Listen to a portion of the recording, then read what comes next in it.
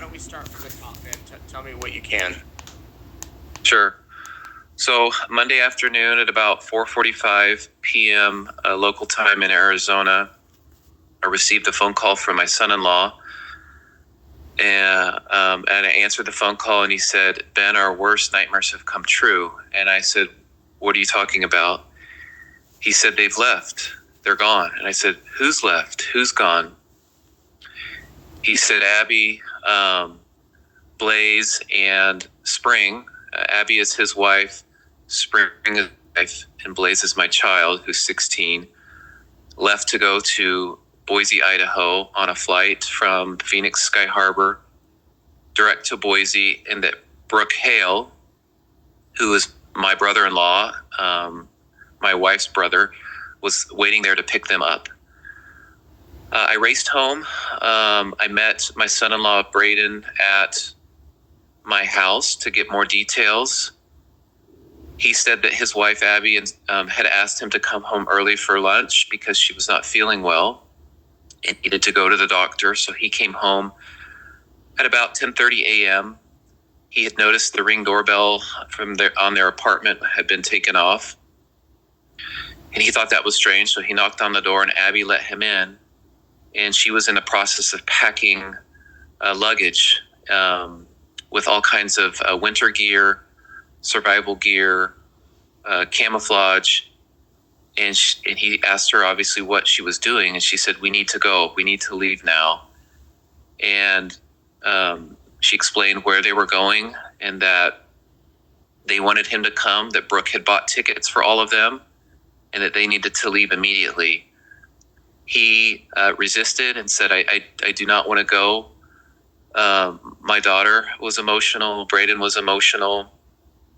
They called Brooke. Brooke tried to persuade him, shared some dreams with him, shared some scriptures with him, told him he needed to be like Zoram, who followed Lehi and his family into the wilderness, and to just have faith. Braden felt very uncomfortable. He, in the moment, just was so shocked. He said that he needed to get out of there. He walked out of the apartment, went down the stairs, went and sat in his car that was parked in the apartment parking lot. He noticed that my wife was there in her car with Blaze in the front seat. As he sat in his car, he saw Abby come down with all the luggage. They put the luggage into the back of the car, and they drove away. This all happened around 11 a.m. Arizona time. So then Abby and Blaze are your two kids? Abby's 24 and Blaze is 16. Okay. Yes, they both are my kids. And their uncle told them to leave Arizona and come to Idaho. My wife, Abby, and their uncle all believe in this rapture and this doomsday scenario that's about to happen according to the beliefs they have. And they three made the decision that now was the time to go gather. And Blaze's role in all of this, they believe he is something called a Davidic servant.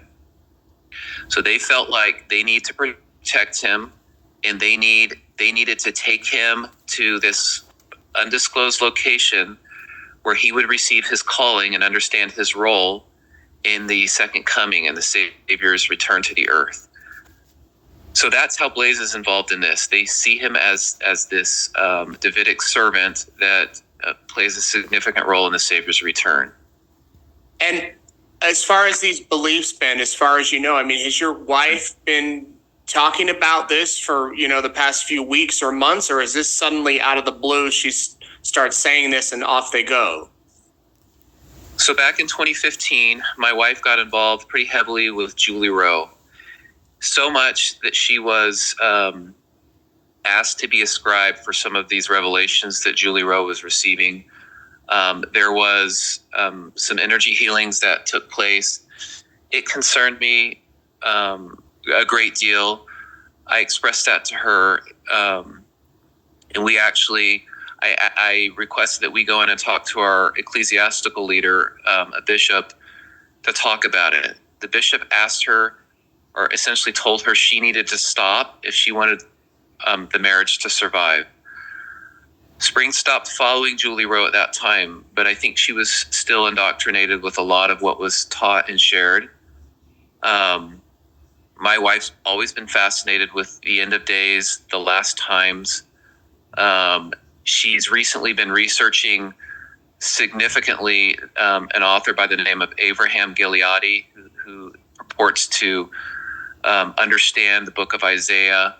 My wife brought my daughter into this about 2.5 years ago, and they started having dreams, and they started sharing dreams, and both felt like they had the gift to interpret dreams. They brought my brother-in-law into this about 1.5 years ago, when he was going through a pretty significant crisis in his own marriage, and he just has taken it and run with it. But yes, my wife has been involved in these types of things in one way or another for many years. She's always been a church attending, a temple worthy member of our church, and served in callings. But on the side, she's had this hobby of researching the second coming and signs of the times and the end of the world. Okay, so when she took off, though, were you surprised that she took it this far, or was it kind of How dare her? that's kind of along the path she was going? When she was into the Julie Rowe stuff, she started spending significant amount of money on food prep. She was buying a lot of winter gear, even though we live in How dare her? Arizona. She was buying tents. She was convinced that that the saints would have to gather in the last days, up into The audacity of this lady. mountains, and she was preparing for that.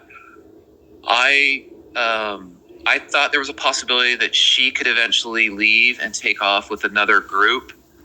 I'm totally surprised that she took my son Blaze, and I'm even more concerned because Blaze has never subscribed to any of this. He is not. He is in no way a supporter of anything she's ever believed. He is your prototypical teenager that all he wants to do is hang out with friends and be on his phone. He's an athlete. He's on the football team. And all those things are a societal norm, right? Those things are accepted. Worked so hard to be on that football team. They still have games left this season. There's no way that he would have gone along with this. So they've coerced him, possibly sedated him.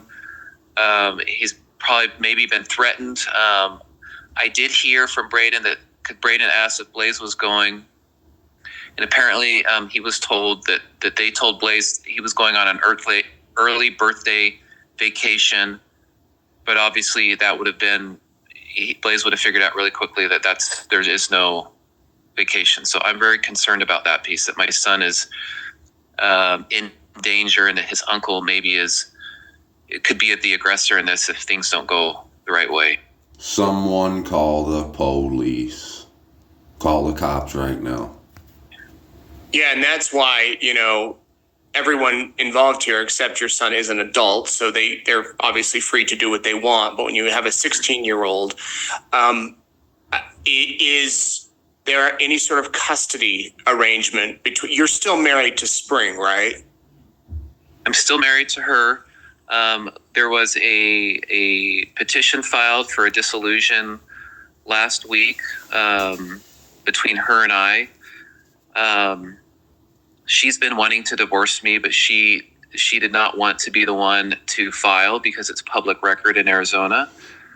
So we had been separated, living at different locations in the same city.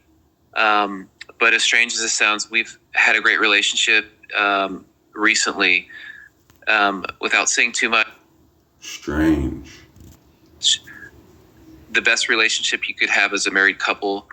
We've been getting along But the amount of time she spent talking to Abby and Brooke on the phone, the frequency, we're talking hours a day, multiple times a day, for the last year and a half.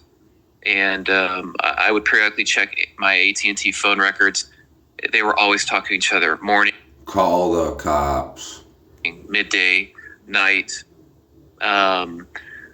Because of the petition for dissolution that I had filed, I was able to get an emergency motion from a judge from the Superior Court of Arizona issuing an order to return Blaze to me immediately and invoking the ability for law enforcement to get involved, to locate him and return him to me as the sole custody parent right now. So that order is in effect as of the 24th. That was issued by the judge. I've been working with Gilbert Police. We filed a missing child report.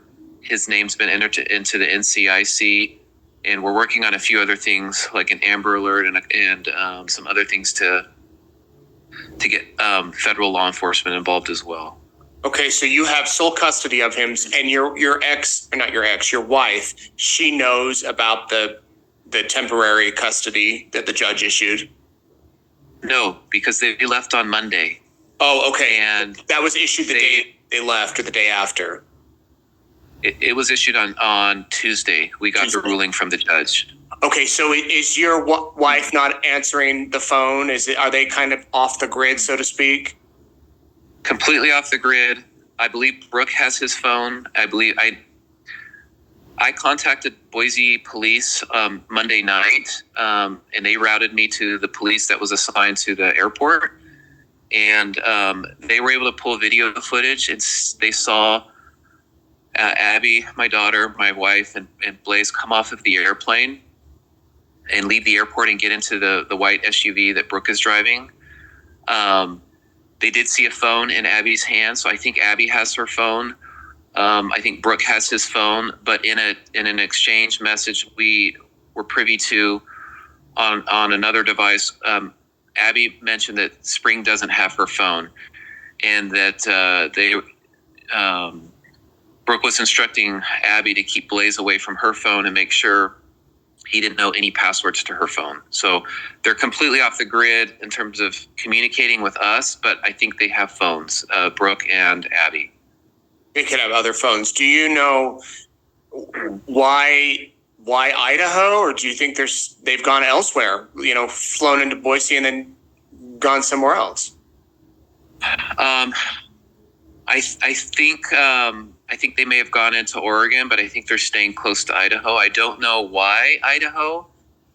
I remember years ago, my wife, when she was into Julie Rowe stuff, I think Julie had mentioned something about Idaho being a safe place to gather, but I don't know. I don't know why Idaho. Idaho, not Idaho. Somebody call the cops.